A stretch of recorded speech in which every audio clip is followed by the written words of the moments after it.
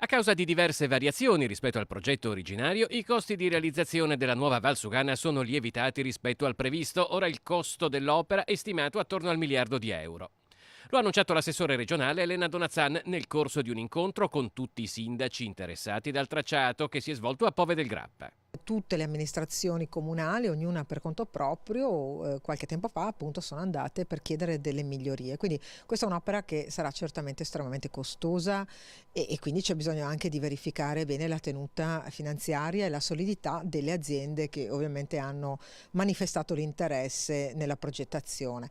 Ma c'era anche dovevo anche aggiornare rispetto all'iter, perché la grande novità è anche quella che il governo ha inserito tra le opere di interesse nazionale la Valdastico Nord, e visti gli sforzi che si stanno facendo per la Valdastico Sud è chiaro che quella sarà un'arteria importante. Le due arterie riusciranno a sostenersi economicamente? Questo è il grande problema. Ho voluto coinvolgere il territorio, perché sono assessore di questo territorio. È giusto che le amministrazioni, anche molte nuove, assumano con noi delle responsabilità e delle scelte. Il progetto ha ottenuto l'approvazione del via alla valutazione di impatto ambientale, ma ancora non si può dire quando ci potrà essere il via libera ai lavori. Dipende dal MIT, cioè il Ministero per le Infrastrutture e i Trasporti, però con il Presidente Zaia si è deciso di verificare appunto l'interesse pubblico di quest'opera sul nostro territorio, anche perché se dovessimo tornare indietro da questa scelta è chiaro che questo presupporrebbe anche un pagamento da parte della Regione di una multa. Allora sono scelte che non si possono fare a cuor leggero, vanno ponderate fino in fondo.